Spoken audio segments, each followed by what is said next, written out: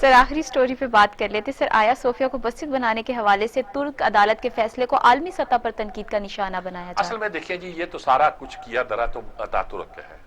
جب سلطان محمد فاتح جو تھا اس نے استنبول کو قبضہ کیا تھا، فتح کیا تھا، تو وہاں ایک جو سب سے بڑا گرجا تھا آیا صوفیہ ہی تھا.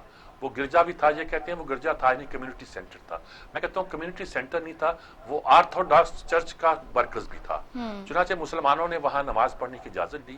اب وہ تو کہتے ہیں صرف اجازت لے کے نہیں پڑھی، بلکہ اس زمین کو ہم نے ان سے لے لیا، راہبوں سے، پادریوں سے جو وہاں موجود تھے، اور اس کی رجسٹری جو ہے رجسٹرار آفس انقرہ میں موجود ہے.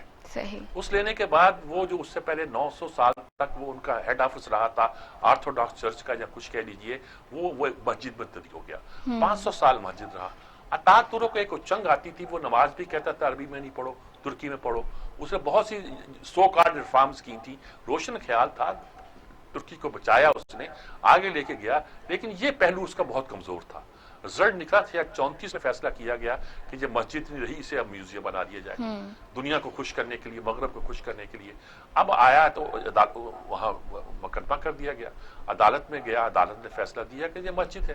اور وہاں لوگوں کی اس بار استنبول میں الیکشن ہار گیا نا طیب اردوان، طیب اردوان سے مراد ہے اس کی بلدیاتی الیکشن. اس رزلٹ نکلا کہ جب اس کو مسجد بنانے کا اعلان ہوا تو لوگوں نے نعرے لگا دیے.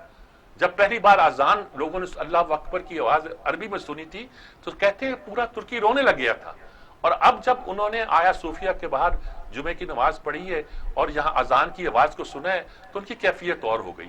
ارے وہاں آپ کو اتنا دکھ ہوتا ہے، مسجد قرطبہ کو جو انہوں نے گرجا بنا دیا، جو کبھی گرجا تھا نہیں، وہ مسجد تھی، اس کو مسجد بنا دے.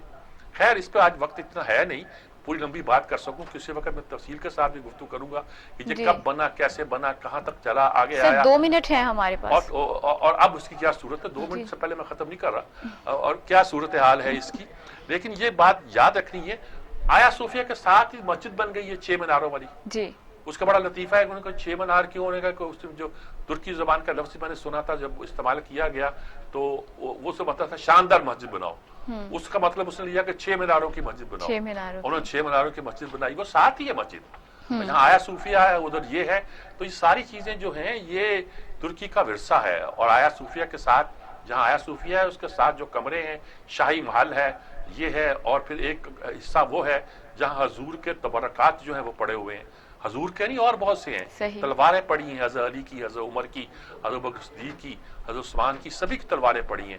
امام حسین کا جامع پڑا ہے اور ایسی چیزیں پڑی ہیں. حضرت ابراہیم، حضرت موسیٰ کا عصا پڑا ہے. یہ سارے وہ تبرکات تھے جو ترکی نے جب علیحدگی ہوئی، عربوں نے الگ جانا چاہا، انہیں کہا آپ کچھ بھی لے جائیں لیکن یہ جو ہمارے نوادرات ہیں یہ ہمیں واپس کر دیں. تو وہ ایک جو ٹرین چلی بڑی حفاظت کے ساتھ وہاں پہنچی اور ان کو وہاں رکھا گیا.